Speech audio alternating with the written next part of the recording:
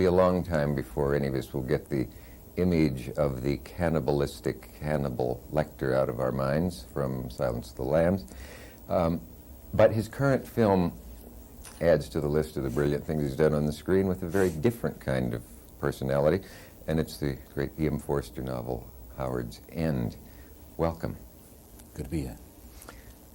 To get this out of the way right away, what are you sickest of in terms of people coming up and joking to you about, you know, the way they come up to magicians and say, "Can you make my mother-in-law disappear?"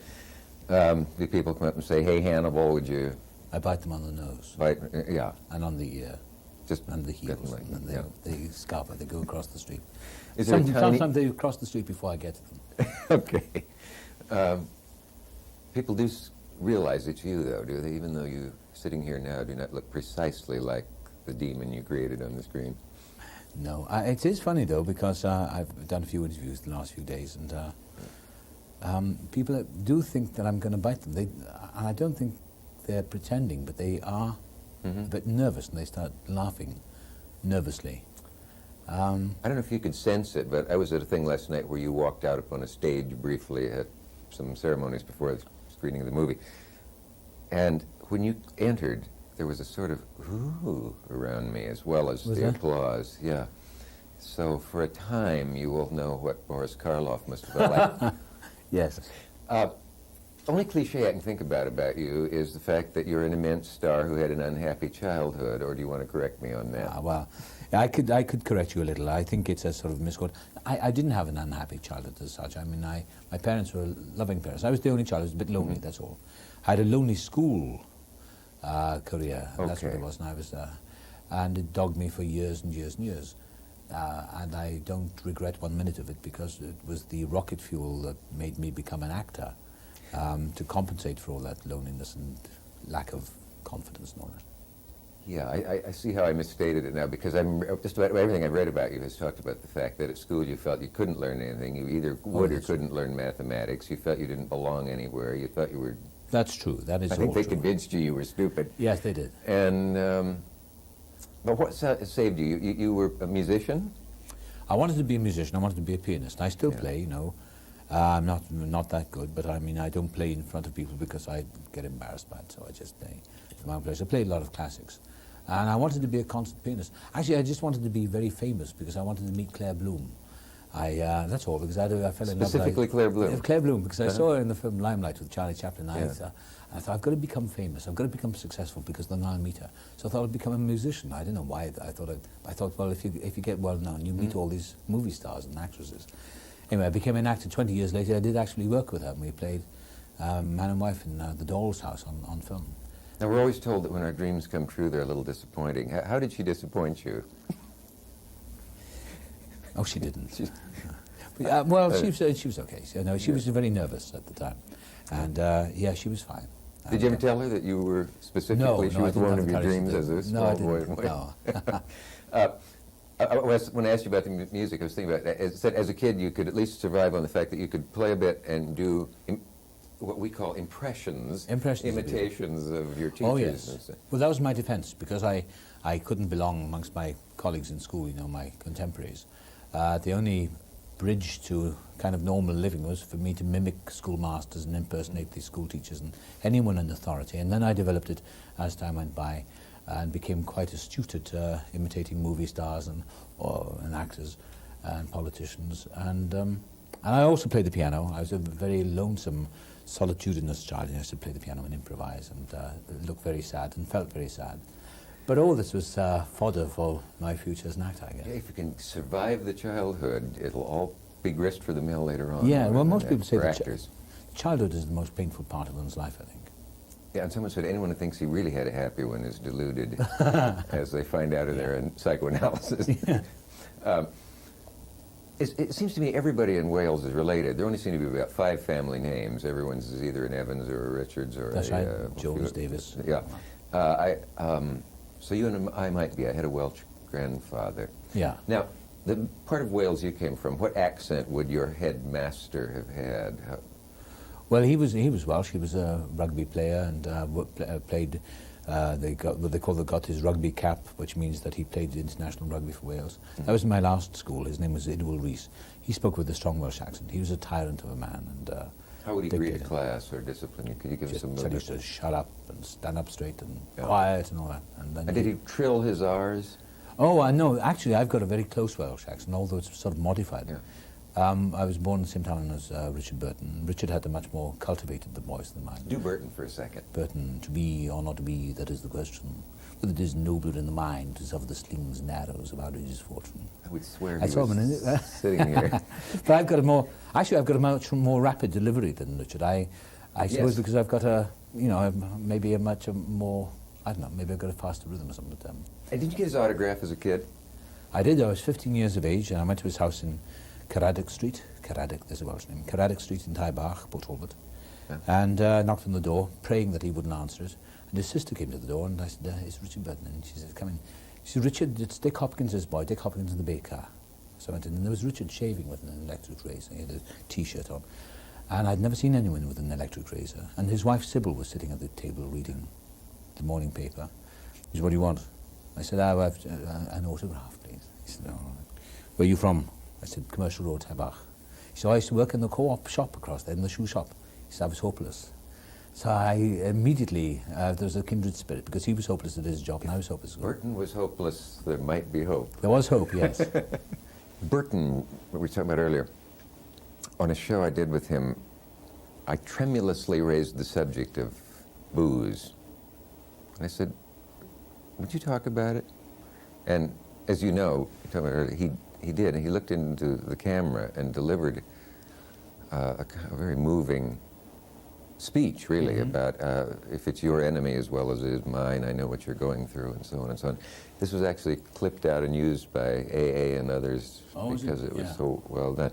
Now, you fall into the same category. You've had a period that's always written about excessive boozing and wildness, and if you think O'Toole and Burton were something, you should have seen Hopkins at his best or worst, and so on, and you've beaten it. Yeah, I was pretty mild, really, compared to those two, those Hellraisers. You declined the title, do you? Yeah, I did. I gave up the championship. Yeah. I was just a nuisance more than anything. I wasn't really a Hellraiser. I was just in a lot of trouble. I was just a nuisance. Yeah. And one day, some years ago now, I stopped. I thought, this is crazy. And I was very tired and fed up with myself, and I stopped. Was it just an act of will? Did you have help? I got some help for it, and and I realized that I wasn't alone with it, and that was the end of that. I'm glad to say, and I never thought it would be possible to live without it, because it was my only sustenance, it was my only way of coping. And now I've got into the habit over the years of not drinking, and life is so much better. My guess is that the Welsh have a higher rate of depression than other races. I haven't seen the statistics on it. We know the Scandinavians do. Yeah. And it's a pretty gloomy land. Yeah. Wales. It's very isolated on the little peninsula. And they're very melancholy people. The Irish have got much more going for them because they're much more extrovert and crazier than the Welsh. The Welsh are rather repressed. Yeah. Good people, though.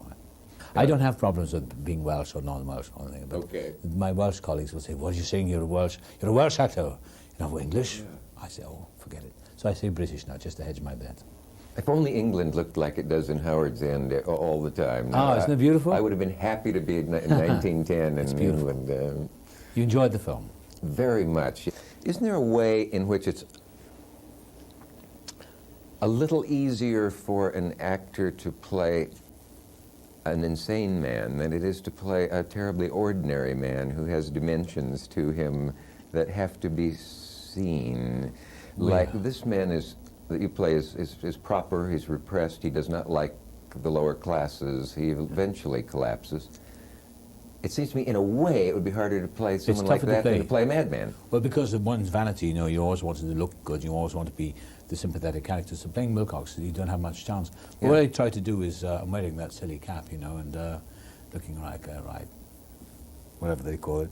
And, but it is difficult, but not as difficult as that, but it's much more fun playing the villains. Is it? Oh, yes. Yeah. To see what a son of a bitch you can be. Yeah, he has much more dimension to it. Yeah. There was a time, I think, when Ian Fleming was just beginning to conceive the ideas for what turned out to be James Bond. And having a rough time finding out what to call the character. He had the conception, I'm told. I think this was in Evelyn Waugh's letters or something. Can you reveal to us where the name James Bond actually came from and why it wasn't James Smith or James Jones or James Strong? I think it came from the author of a book about West Indian birds. I think that's right. Yeah. The complete ornithological something or other. Yeah, James Bond on birds. Yeah. And James Bond has been looking at birds ever since. That's right, Bond and birds. Do you suppose he realized, Fleming, when he... Where did I get the idea that Fleming was such a terrible person? I don't know.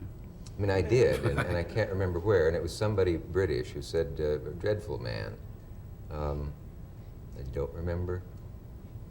He lived in... I never met him, but I went to his house in Jamaica, which was called Golden Eye. And it's a very clinical-looking house, you know, sort of low white bungalow with outbuildings.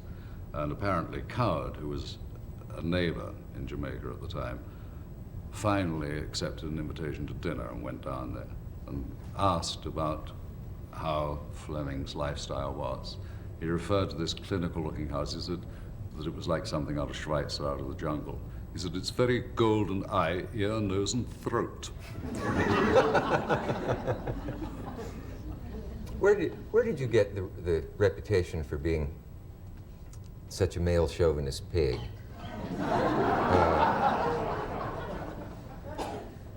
From one of my ex-wives, I expect. Can I rephrase that in any way? No, I just said, somebody had that impression of you. Through playing Bond. I suppose that would be it, because there's no evidence in your life as I know it for that. Well, I've known you well over... I know we're superior. You know. No, I was playing Bond. Yes, you get accused of male chauvinism, you know, because of the character you're playing, you know, which has nothing to do with what you are. But I was on a panel show with, being attacked by a number of women about my male chauvinism or the character I played. They confused me with the character and with myself. And I hardly could get a word in edgeways. And then finally, the lady was sort of the principal attacker. I said to her, I notice you're wearing lipstick. Is that for other women, for men, or have you got chapped lips? And the moderator said, I think we'll close the conversation at this point. That's the nice thing about about timing on English television. They can shut a show off if it isn't 11:30 yet or something, if somebody gets nervous or hot under the collar. No, I was thinking of your quote that I thought was really quite funny, and those who were offended, too bad, because it is funny. Do you know the one I mean? No. You said, I'd been trying to get women out of brasiers and pants for years, and if they've done that, then I'm all for them. Referring to the movement, of course. No, I remember that, but I was actually quoting Michael Caine. Oh, Michael Caine. Michael said he got involved in a female lib demonstration a few years ago, sort of on Fifth Avenue, and a lady jumped out of a doorway and grabbed him by the buttocks. And so he turned around and grabbed her by the bazoom and he said, and I discovered that she wasn't wearing a brassiere, and as I'd spent most of my life trying to get them off, I was very grateful to the organization. Okay. Isn't it nice that we're clearing all these things up, getting everyone out of trouble? No, we got Michael into trouble. Yeah, we got him, but we're out. We're all right. Oh, yeah, we're in the clear. He can't hear us. I'd love to hear about mishaps in the making of movies, and there's one. I always find armor funny in any case, but wasn't there a time when you were? Was it that you went for a horse that was not there, or you've had something to do with? I've been for a lot of horses that haven't been there. But I was. Oh, that was when I played the lump of English roast beef with Lana Turner. I came off a horse. I was playing Henry II of France. And his mistress was Diane de Poitiers, but he was married to Catherine de Medici. We had a great deal in common. And he had all his armor with D&H entwined, and they made this wonderful golden armor for me at MGM, but it was all real. And the gloves were millions of pieces of metal, and I couldn't bend my fingers any more than that. And I lost the reins, and I was leading a charge out, and I was galloping away, and I had no reins. And I knew I was hung up, and I had my, and I also had metal things on my feet stuck in the stirrups. And I thought, I'm going to get hung up on the stirrups, I'm going to come off. So I got those out.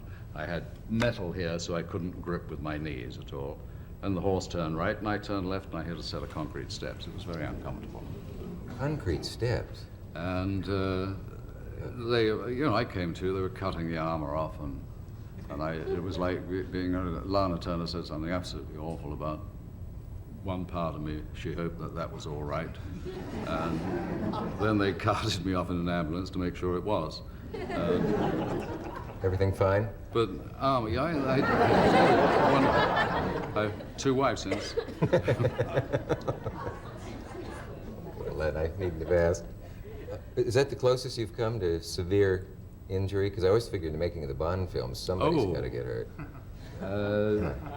The nastiest one, you know, we're talking, I thought this was what you're going on about bombs before, was... Oh, I know what you're going to say. In The Spy Who Loved Me, and Kurt Jurgens was the villain. He's sitting at one end of a long table, and it's the denouement scene, and I come in the other end.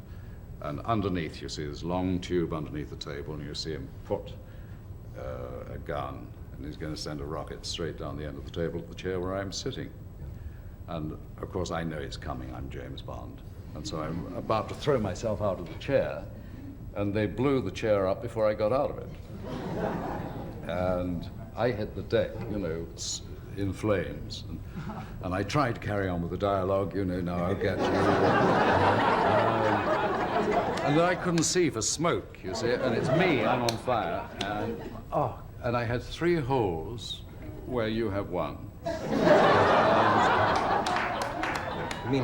You mean a true hot seat? More than Very uncomfortable. Wow. I need 3 bathrooms.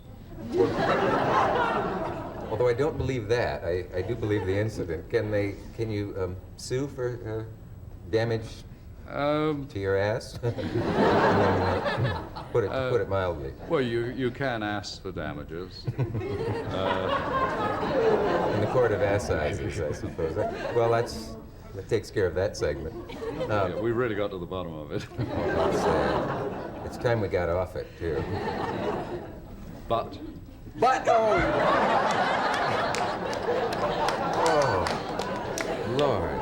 no, I had a It lousy takes one. cheek to say that. Now, and you beat me to it, but really, seriously, folks. Now, I was thinking there was one, there's a story that Errol Flynn came very hungover to a set one day, and they cranked him up onto a horse in some armor, and he rode up to a wall, and just as he got there, the visor or beaver clanked shut, and there was a long hold, and then you heard a voice inside say, "Nighty-night." So he still had some sense of humor.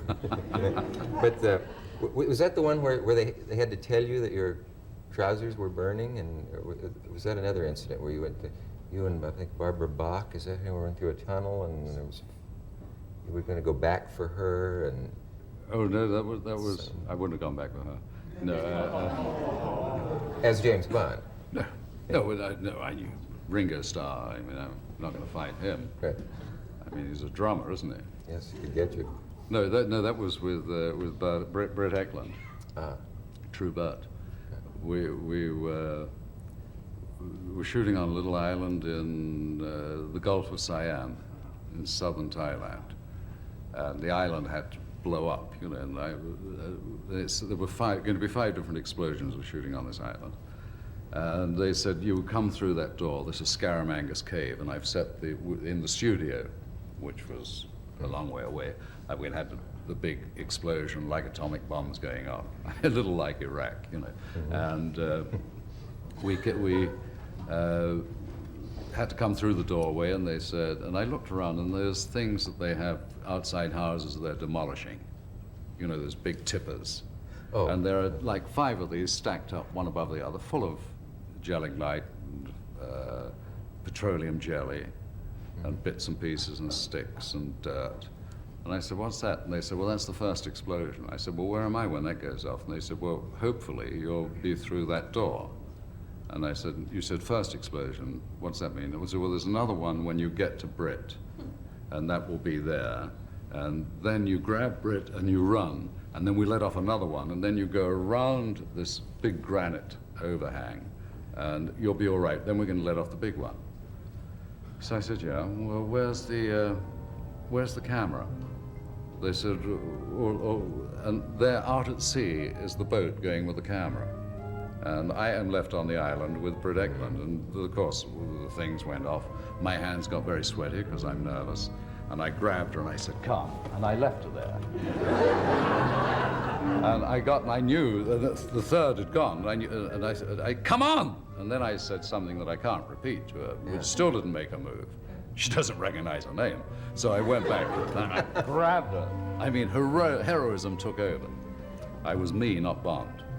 And when the flames licked around that wall, I put my arms around her like this, and all the hair singed all the way down. She was wearing a bikini. All went straight down the back. Wow. Lucky it was her back. Awesome. What happened next? Where's the music? Someone is rude enough to have a radio in here. I must say, though, that there is a thing about calling you by your first name, which is done by people whose last names you don't know, that rather bewilders me. Have you ever had that happen? No. In show business, in movies, we get it all the time. You know, the second assistant director to whom you haven't been introduced to always calls you by your first name. And I had one meet me at the airport for a plane this year, and he said, hi, Orson, glad to see you. And he turned to the porter and said, sir, do you mind taking these bags? Curious. When you were out there, I've always wanted to know the answer to this. You always hear that when you were 26 years old and you made Citizen Kane, and they said, you can't do these things. You can't have the background in focus or whatever it was, or you can't shoot a scene that way, Mr. Wells, or young Mr. Wells, or Orson, or whatever they called you then. And you knew that you could. And how did you know this? Because I didn't know any better, and it's very much in the line with what Jack was saying earlier in the show. It comes from just, you know, sheer dumbness. You're sure it's got to be you're good and you're great. It's ignorance. There's no authority in the world like it. But there's got to be something more than that technically. I mean, how did you know that? You know technically that the whole bag of movies can be learned in about a day and a half. I kid you not. Now, how does it work? How do you do it? You get a guy who knows how to... And then ask him, and that's the end of it. It isn't much harder than taking home movies. It's just about 3 points harder. Mm-hmm. And all these guys who do it try to make a big mystery of it because that's their living. Mm-hmm. And I have the right to say it because I had in my first picture in Kane the greatest cameraman who ever lived, who was Greg Toland. And he came to my office and said, I want to work in your picture. My name is Toland. And I said, why do you, Mr. Toland? He said, because you've never made a picture. And you don't know what cannot be done. Gee. And so I said, but I really don't. Can you tell me? He says, there's nothing to it. And he gave me the day and a half lessons. And he was right. Showed you how the camera worked. That's right. There's nothing to do. And so we had the day and a half, and there it was. But the only thing was I'd been directing in the theater for years, and nowadays they have lighting people. We did then, and I had some of the greatest lighting people, in fact, in the theater, but many of the shows I lit myself, and I always supervised it. And I thought a director did that in a movie. So for the first 10 days, I was moving the lights around, you see. And Toland was behind me, fixing it up and changing the readings and saying, shut up, let him go on. I want to see what he's up to, which was very chic of him, I think. And then somebody told me, and then I went and got on my knees and apologized and everything. I thought that's what the directors did. Mm-hmm. Because if you see a picture by Ford, for example, you were speaking of Jack Ford earlier, he's had, must be 100 cameramen in his long career. And almost every Ford picture you can tell from the look of it. That it's a Ford picture, just from the physical look of it. His signature is on it, you know. Now, when every list of great films, of course, many of them lead with Citizen Kane and say it's the finest film made. Do you agree? No, certainly not. That's my next one is, though. That's the Magnificent Amberson. No, the next. No, not the one after that. The one I'm preparing at this moment. Oh, the next one. That's going to make history. Could you give us the title of that? I haven't decided what it is yet. Oh. I see. Now, could I just check one other thing with you? Is it true that the Hearsts tried to actually have the film destroyed before it was... They tried to have it destroyed. They even tried to frame me. In one town, I was doing some kind of date, I don't know what, bond tour, lecture, some kind of a gig, and I was in a nightclub afterwards, waiting to go back to my hotel, have a little supper, and waiter came up and says, "A police officer wants to see you." Well, I tried to hide, because if that ever happens, I'm sure I'm guilty. I don't know how you are about it, but, you know, Absolutely. the minute I see a cop, I know I did it. But there was no way out of it. I had to go see him, and he took me aside, and he said, "Orson," I don't know why they always call me Orson. He says, "Don't go back to your hotel room." Yeah. I said, "Why?" He says, "They've got a miner staked out there and a photographer." A lady? Luckily, a lady, I think. I prefer to tell it that way. Oh, no, I meant ER as opposed to OR. I'm sorry. Sorry. And they were going to frame me. I would have been in jail if were the cops waiting to jump in and arrest me. That was not Mr. Hearst itself. It was somebody in that town who thought he'd get in good with the boss by doing a favor. Doing a favor. Yeah. I don't think Hearst would have stooped to that. Would you change... Although I did have a conversation with him about the picture, which was in an elevator in San Francisco the night it opened. We found ourselves going up together. And he'd known my father. I'd never met him, you know. And I introduced myself. Things you'll do when you're young, you know. And I said, "Would you like to come to the opening tonight?" And he didn't answer, and I said, "Well, Mr. Kane would have come." And that's the difference between the two people, because the character of Charles Foster Kane had enough class to have gone to the opening. But he just, he was very uptight, that was the end of that. It wasn't really about him, it was made up of a lot of people, that's the truth. What's the last time you saw it? I saw it, that opening in San Francisco, and I snuck out right after it started. I've never seen a picture of mine after I finished it. You haven't seen Citizen Kane in all these years? No picture I've ever made, except as an actor, but never seen a picture I've directed. Only once? Yeah, well, Why? 1,000 times in the cutting room. Yeah, but why wouldn't you want to see it now? And Because see if I like to sit here and think how good it must have been, you know. And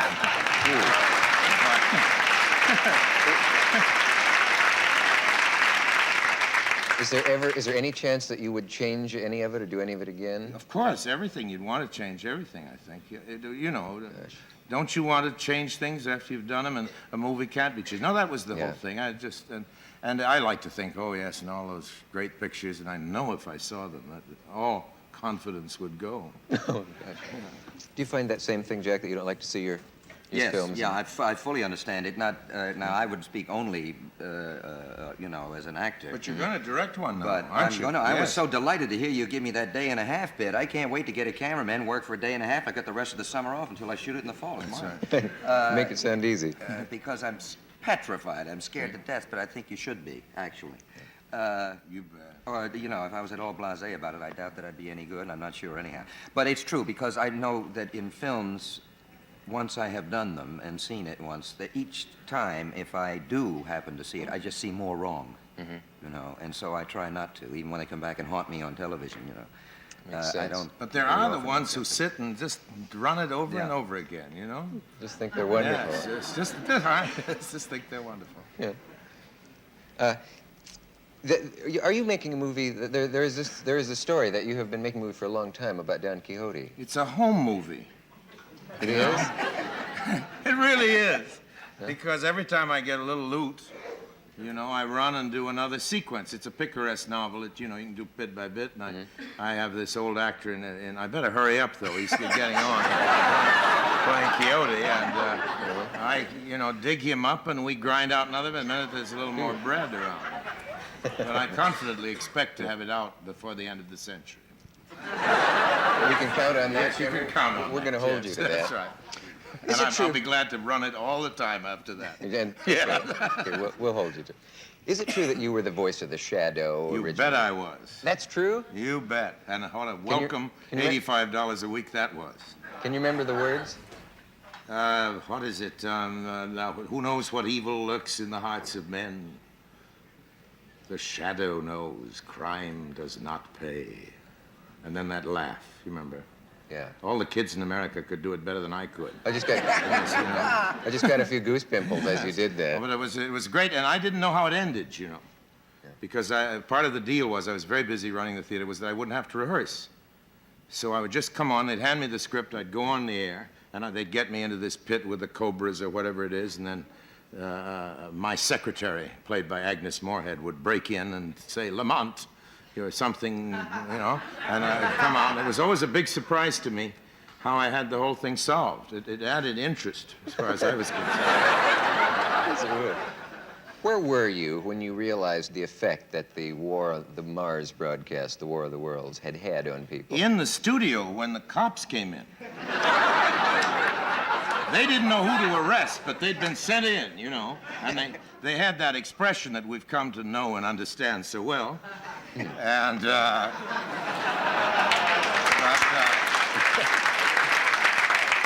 they weren't as well organized back then for the Martians. They've got it under control now, I think, a little better. Didn't it ever occur to anyone that intelligent beings who were intelligent enough to perfect all of the mechanisms and things to get to this planet would be very unlikely to land in New Jersey? You know what, Wolcott sent me a wire, Alex Wolcott. There was a, you know, I was against Bergen. You were opposite him I already? was opposite Bergen. He was on the other network. Yeah. And Wolcott sent me a wire that said, this only goes to prove, my beamish boy, that all intelligent people are listening to Bergen. And that man was a friend of yours. Yes. Yeah. I suppose the four syllables Casablanca make you break out in a rash because everybody talks to you about it. And I remember a story you told when a show we did one time before. Well, the incredible fact that you didn't know which man you were going to win in the end, of course, is astonishing. And I know I'm sure you're tired of hearing it. And do I remember correctly that the director, was that Michael Curtiz? Yes. Said to you, just sort of play in the middle? Yes, yes. Because you didn't know which man you Don't were give too much to one or the other, because they hadn't decided which man she actually was in love with. It sounds unbelievable, but What we were going method? to do two ends. We were going to shoot both ends. That I go with the husband and that I stay with Humphrey in Casablanca, and find some reason the husband leaves alone. We never knew what we were doing from one day to the other, so it seems very strange that that picture, of all pictures that were much better organized and written, that one with all the confusion and a script written day by day, and Humphrey Bogart was very bad humor because he never knew what he was going to do next. That one became a classic. And looks now like a perfect model is worked out as a Hitchcock Yes, film. doesn't it? Is there any truth to the rumor that you and Bogey, as I like to call him, having never met him, actually sat in the commissary saying, how are we going to get out of this turkey? It's going to ruin both our careers. Well, I'm sure that we talked about it, but he usually didn't talk to anyone except the producer and the director, and then he was always bawling them out for something. He was angry all the time. He didn't talk much to me. Really? No, I couldn't. What could I do to help him? Was he Couldn't rewrite unapproachable? the dialogue. You couldn't break the ice with the... No. I mean, No, was he a forbidding personality in that way?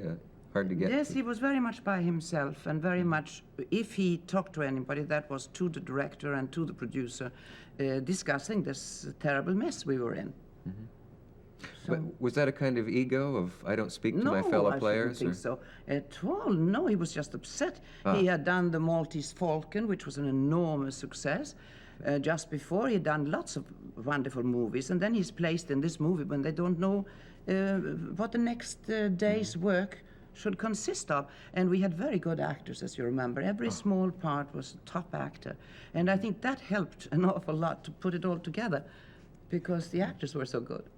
There's a legend, and you confirmed it for me, that once, I believe, at Harvard, where they show that film every week, apparently, the sound went off, and the students chanted the dialogue. Yes, yes. Yes, I was told. I went to see this club, Casablanca. All the photographs all over the walls and the matches, everything, Casablanca, Casablanca. And they knew the dialogue so well. So when the sound broke, two of the boys stood up and read all the dialogue for them. That's marvelous. Can you tell me anything about Claude Rains? Does he know how much we film fans loved him, I wonder? Did he? I don't know if Was he a happy man? I didn't get to know him either. Yeah. There are some people that you always stay kind of, it's working and you read the dialogue, and it's not that they're show off or stand off or whatever you want to call it. They just want to have their private life. They pull down a curtain. They are on this side, and you are there. They'll put up the curtain a little bit to act with you, but then down it goes again. You never get to know them privately. I never got to know Leslie Howard privately, that I worked with, my first leading man in Intermezzo. There are many like that. But the life of Hollywood in the... Claude Rains is one of them. He was a fine actor, and I liked him very much. But I can't remember that we ever had dinner together or saw each other privately or went to parties together. I remember Betty Davis saying on a show of mine, somehow when Claude Rains died, she said that seemed to close the door on a certain era of fine screen acting and so on. Well, I guess I agree she was that he on the was a subject. great actor, but I hope that the door isn't closed for all the young people that are now trying. No, I think she was talking about how he so symbolized an era for her, and Yes. they made so many films together. Yes, maybe they and did. So on. Do you buy the idea that the theater is the refuge of the unhappy child? In looking back into your early life, everybody close to you died. Yes. Your parents quite early, then the person who took care of you died, and so on. Yes.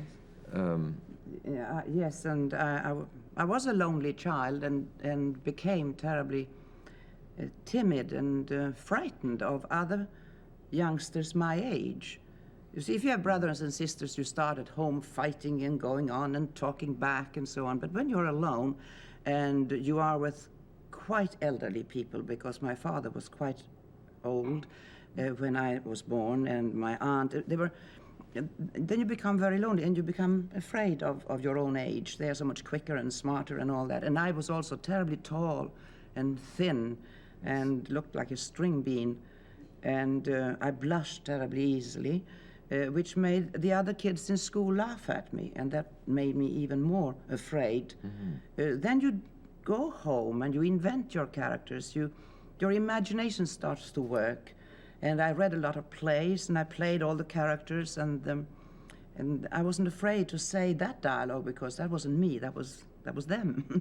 So it was an escape and a It is refuge an in that escape, way. yes. I think many actors are not always what one would think, extroverts and what. There's so many of them that just are so shy and just want to sit alone in a corner of a restaurant and eat their meal and not be seen or heard, and they don't like people to come up and ask for autographs and things like that. They're embarrassed. Yeah. You know, I cringe whenever I see you. Oh, really? Yes. What is it? You must wonder what that is. Well, a year ago I took over a part on Broadway, and having decided I don't care what they do to me, I'm just going to do this because I want to do it, and I can always go back. I have my other job. And you came on the first night. I don't know how I will ever forgive you for that. And you came backstage and did not even seem to be ashamed that you knew me particularly. But I want you to know how much better I got. Weeks and months. That's really a startling thing, though, when someone, if I had known you were out there, of course, I probably would have done it in Japanese or something. But it was strange. Well, But it brings me to a point. Why couldn't you and I make a romantic movie now? Yes, well, I asked the script writers. They don't write anything romantic anymore. Well, And then I think I'm a little too old for you. that's interesting, isn't it? Because someone, I was talking about this once on a show, but if Mia Farrow were in love with Cary Grant, who's what, 70 now? Yes, I don't dare to mention it. On the screen, it would work. I mean, people could believe that. But if a man her age were in love with a 70-year-old woman on the screen, it would be considered grotesque. Why should this be? It's unfair. Well, you're asking me. I don't know. I'm not asking you know. as a 70-year-old. But we'd better hurry before I get any older, I think. But it is.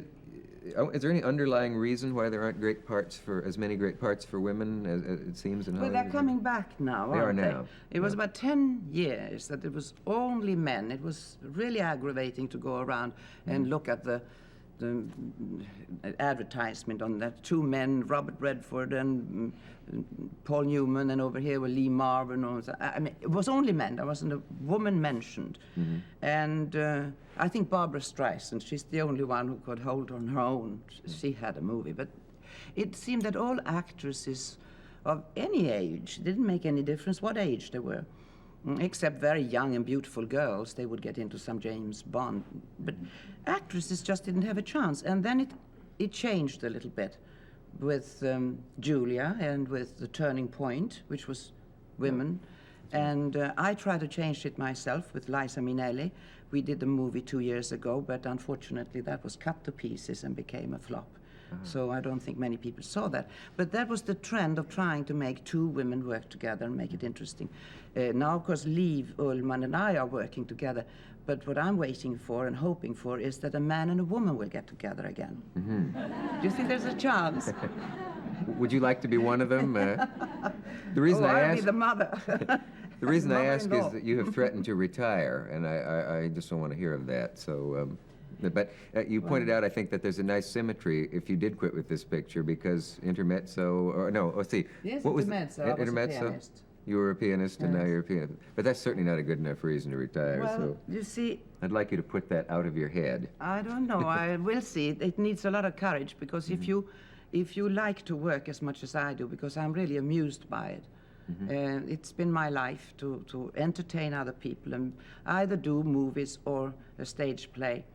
And I've always said I want to go on until they, you know, throw me off the stage or stone me or something. But looking at my career now, it is impossible to find any good parts for the age I am. I would either play little parts like Murder on the Orient Express, you know, a little good part like that, or some uninteresting part in a movie where I would play somebody's mother or grandmother. It is hard to believe that I would find a part that is so important and is today such a sensation that I can still act that well at my age. And I would like to leave right there. And it seems to me I started like a pianist in my first international movie, and I play a pianist, and maybe somebody's trying to tell me something. This should be the end. On your last day of shooting with Bergman, as you collected your makeup and your raincoat and so on, did you say to yourself, this is it, as you left the studio? Yes, I heard a little voice say to me, the last scene we played was when Ingmar Bergman and Liv Ullmann's little daughter, she plays Liv as the little girl, and when the mother comes into to the hall to embrace her daughter, to once again leave for another tour, and I recognize that. I have done that so many times to my own children. I had to leave, and you just take the child in your arm and you kiss the child, and then you have to kind of push them away and rush out before they see that you're drenched in tears, and the child cries too, of course, but you have to break.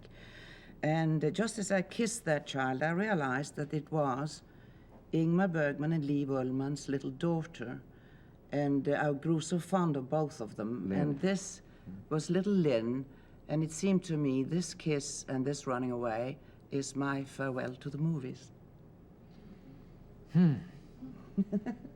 Well, that's a wonderful story, but I don't like the outcome. No, as I say, I might not have the courage to someone I will- felt it, that should be the way I should finish my career in the movies.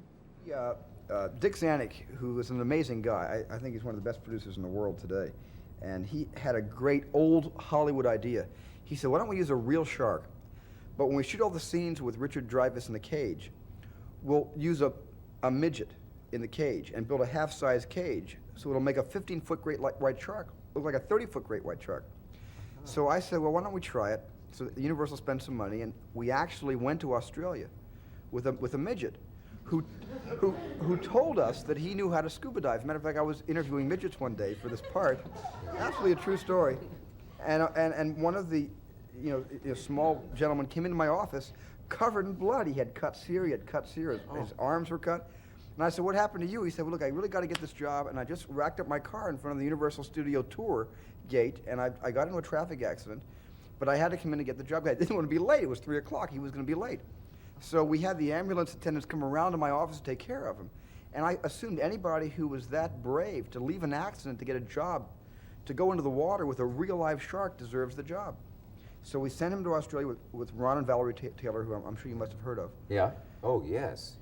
You've seen them in film. You see her down among the sharks. Blue Water, White Death. Yeah. Yeah, she plays with the sharks. Yeah. So, it's like a Joan Emery of underwater, you know, that sort of thing. You realize how many bleeding midgets are going to audition for you now? Well, the thing of it was, he was drinking coffee one day after 2 days of having no luck even finding a great white, and there were some very bright metallic miniature cages in a small boat being towed by the larger boat in Australia.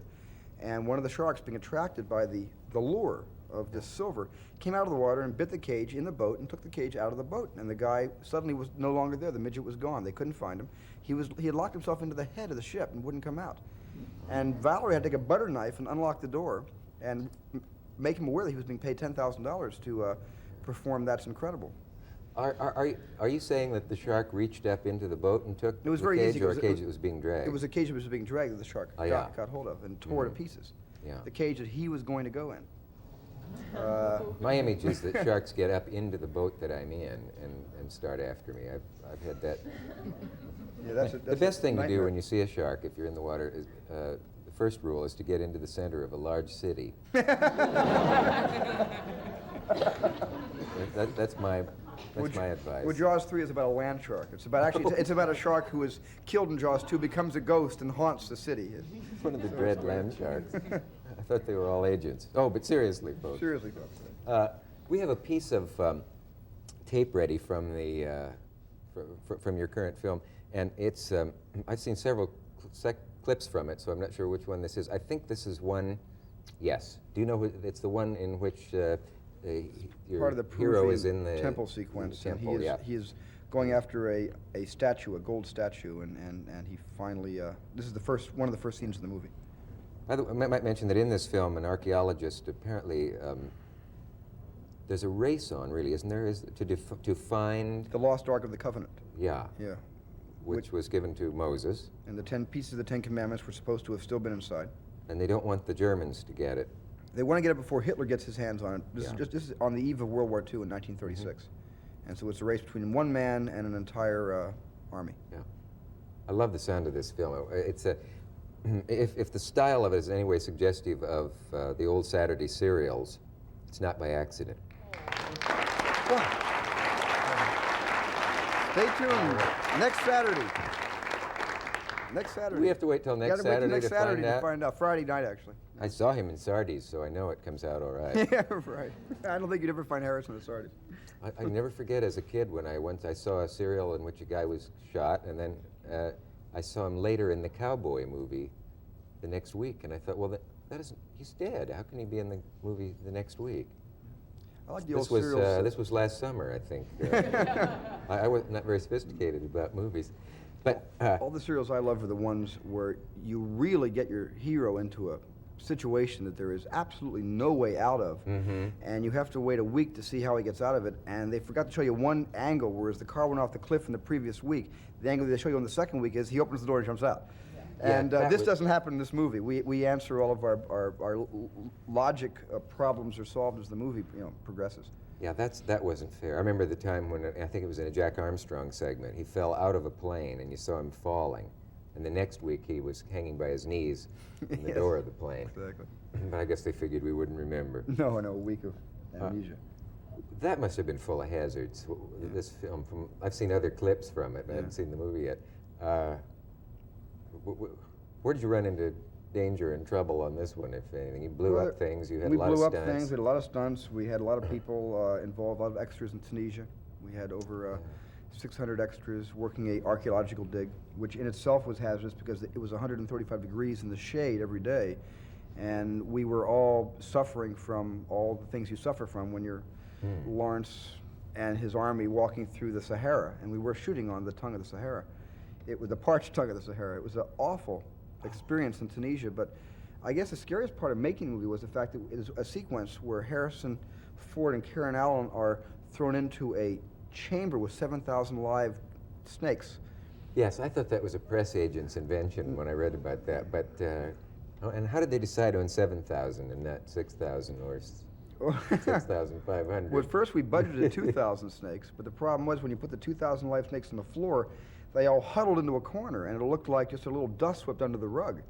Realized to cover the entire floor of the set, which was a very rather large set, we would need about 7,000 snakes. Who has those available in the Yellow Pages?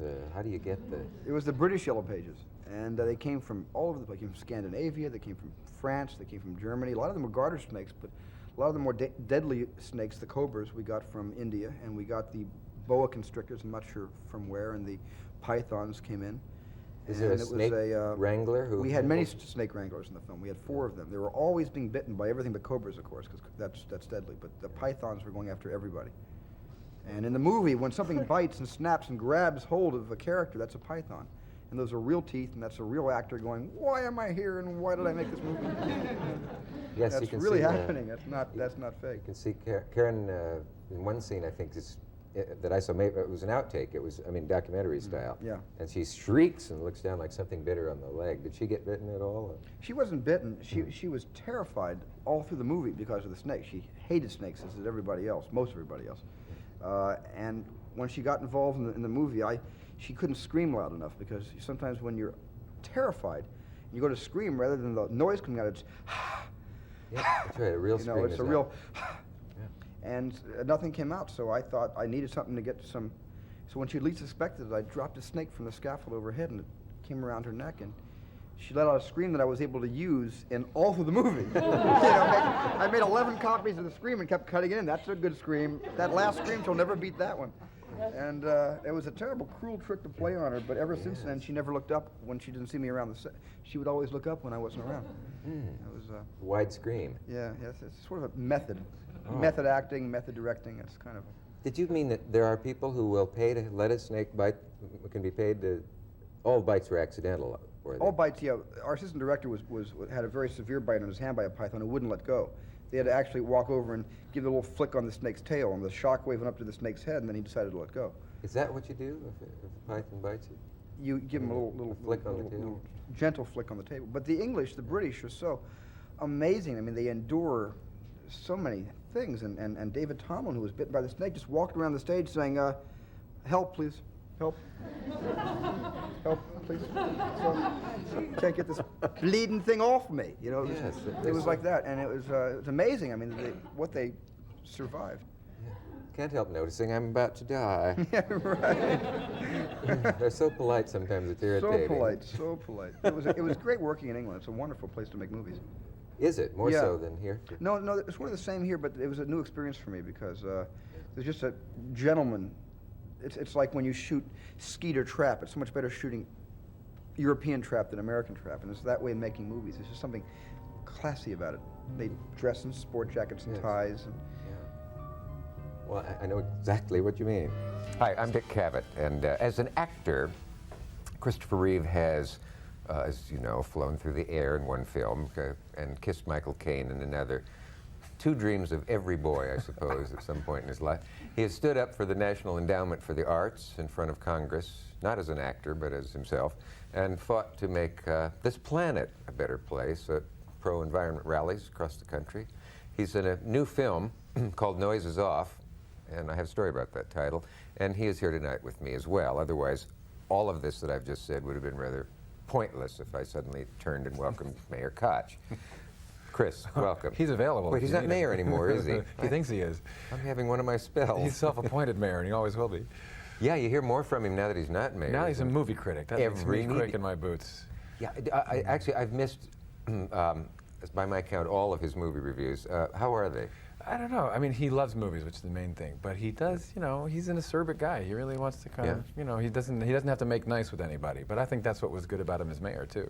Can you remember every needle you ever got from a critic? I have an encyclopedic memory of all the bad reviews. I'll just quote one at random. Okay, just pick one from your... I did a movie which has become, actually it's become a classic. People love this film. I mean, it's become an American institution. That's a film called Somewhere in Time, which was a romance I did back in 1979. Certainly my favorite. It bombed so badly that it left a crater on 47th Street.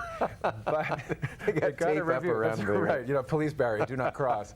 But then Vincent Canby said in his review in the New York Times, and I quote, one more movie like this, and it's back to the Cape forever. This movie does for screen romance what the Hindenburg did for dirigibles. Oh, And there was a little byline said Christopher Reeve looks like a helium-filled canary. Thank you and drive safe. You know, it's like you know what I do with reviews. I used to go out to the store and I'd go and buy one review and take it home and read it. Yeah. And if it was good, I'd go out and buy another one.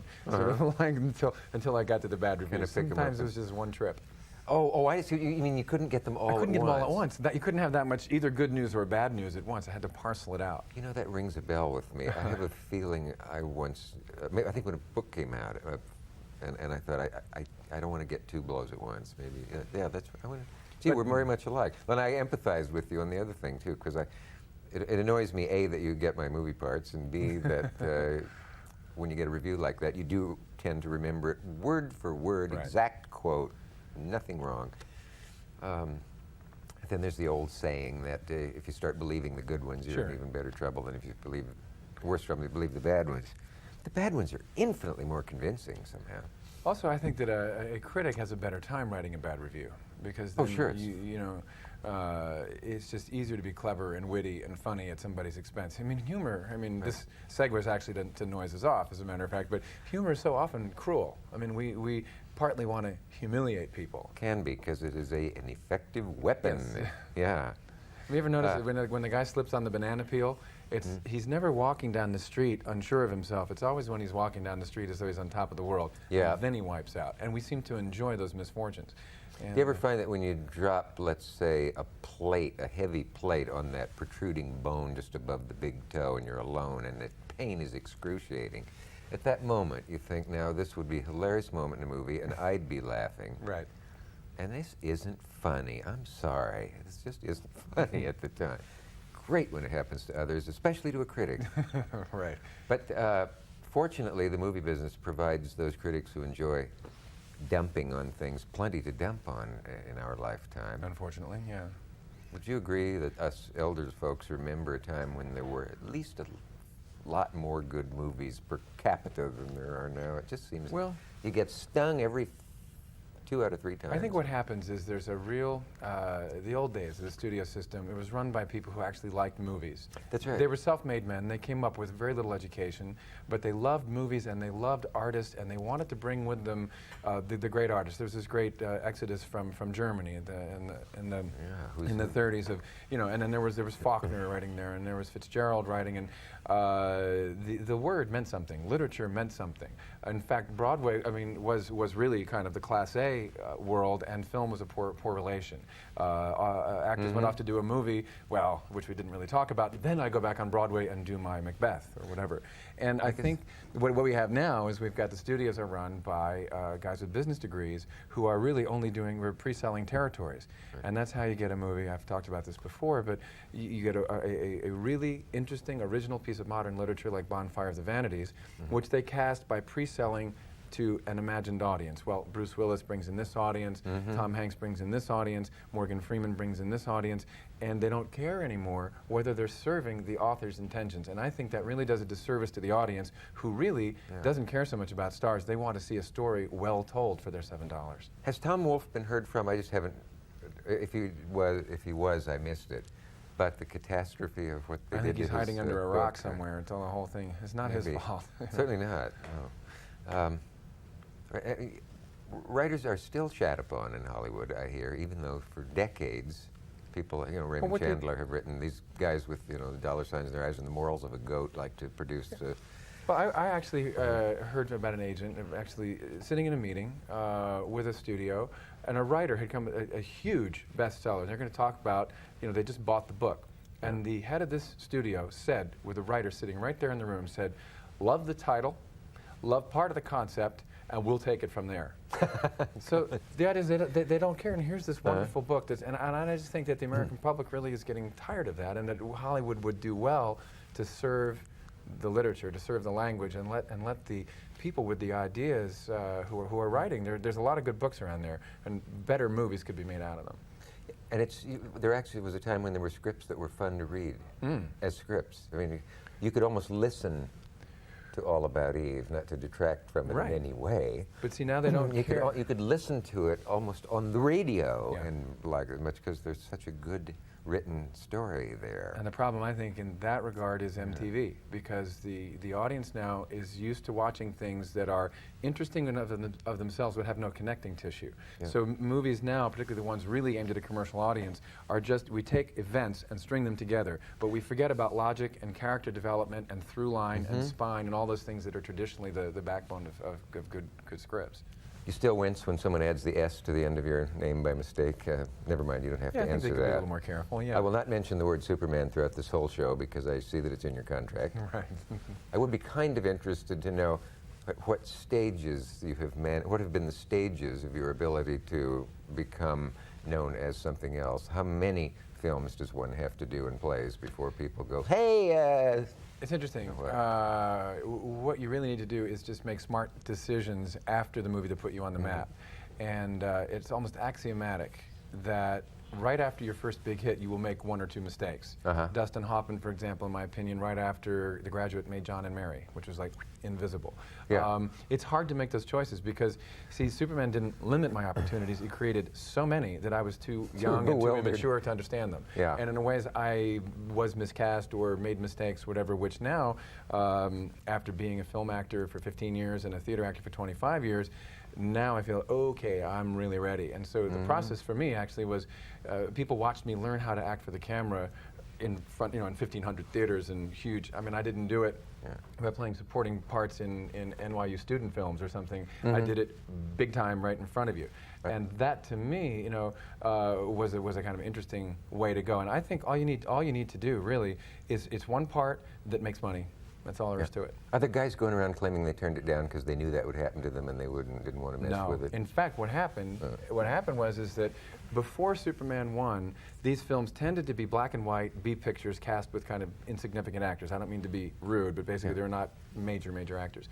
And Superman 1 was the first film to make big screen, Dolby stereo, convincing special effects, and to try to make this sort of real. And now every actor, now you've got legitimate actors who have no intention of being typecast. Dustin Hoffman as Hook. I mean, Robin Williams has played Popeye and Peter Pan in the same career. Plus he's up for an Academy Awards for Awakening. So Michelle Pfeiffer's Catwoman. We started because we had Gene Hackman and Marlon Brando and Trevor Howard, Susanna York, and Jeffrey Unsworth as a cameraman. So I feel in a way I was part of a pioneering effort. And sorry, go ahead. Oh, it's okay. It's your show. What am I doing? That's true. Never talk when I even look like I'm going Yes, to. sir. Did what Jack Nicholson calls the man on the hill give you any tips? I want to collect a book of tips like Walter Brennan. I got to be on a series episode once, Western, and he said, I noticed something. Always look at the other person, kid, with your down camera eye, because it gets more of your face on the screen. I would love to find a book of 100 wisdoms like that from screen actors. I can throw in one real quick. For All right. everybody, all the screen actors out there, or would be. That camera, that as it comes close to you, there is a tendency, as they push the camera closer, it's an intrusion in your reality, and people's attention level tends to increase, particularly when they're coming in for close-ups. Right. And so the viewer's attention level increases. No, the actor's his tension level. Oh, tension level. Yeah. Okay. And so what happens is, a camera has to be absolutely ignored in order to be won over completely. Doesn't that take Zen concentration, though? No, it takes relaxation. In fact, the less hard you try, the better you do. And so the one tip is try to act in your close-up with the same ease that you did the off-camera for the other guy. For those of you who don't know, off-camera... Boy, you're so right about that, and I didn't realize that. The off-camera is when they're on, say they're on Dick's close-up, and I'm going to say the lines in the scene, and they'll film him. Notice now the camera's not on me, so I'm totally relaxed. Well, when they turn it around and come in here, don't let that layer of artifice increase. That's right. This is an insight. Yeah. A lot of actors have problems with that. Among my pictures is one I made with my dear friend Michael Keaton, whom I didn't meet. I was in Beetlejuice for, what was I in, 3.5 minutes? You probably timed it, I did. And I remember they said, now we're doing the close-up, and I thought, oh, now I've got to really say this right. Yeah. See, now and immediately I clenched. Yeah, you put a pressure on yourself, and you've got to be absolutely just at ease so the camera can eavesdrop and pick up reality. And if you try to sell your reality in any way, then it comes across as acting, and then you're in trouble. You know, that's so interesting that I forgot what I... Oh, I wanted Brando ever lean in and say, never turn right with your shoulder lowered or anything like that? Brando actually didn't have 2 words to say to me. Did he say, don't let him No. push you around, kid? That's what was quoted in something. It's your picture, don't let him He push did. you. We had an episode, actually, Brando was supposed to be in Superman 2. And we shot some sequences of Superman 2 before we did 1. Then for various legal reasons, he was not in Superman 2. But day 1 of working with Brando was a scene in which we were working together. And Superman had lost his powers, and he's supposed to reach out and touch me on the shoulder and give the powers back. The script says that Superman reacts as though sort of like electricity is going through his body. Now, I mean, that hasn't happened to me lately, so I'm giving an impression of what this would be like. Yeah. And I'm doing it, and they're on me. My close-up, Brando's off camera, and I start to do it, and I'm supposed to have this electrical thing happen, then collapse on the floor, and I get up to see him smirking. There's this little smile on his face that he's like, and I don't know where this courage came from, but I turned to him and said, listen, I don't know how to do this, but I sure am trying. And I'd appreciate it if we could work together on this. Or words to that effect, said with a certain amount of intensity. Was that when he broke a jaw? No, that's when he sent me the flowers and the candy from Fortnum & Mason and said, I really respect what you're trying to do here. I remember Miss Hepburn praising you for going up with all those people and not losing your cool.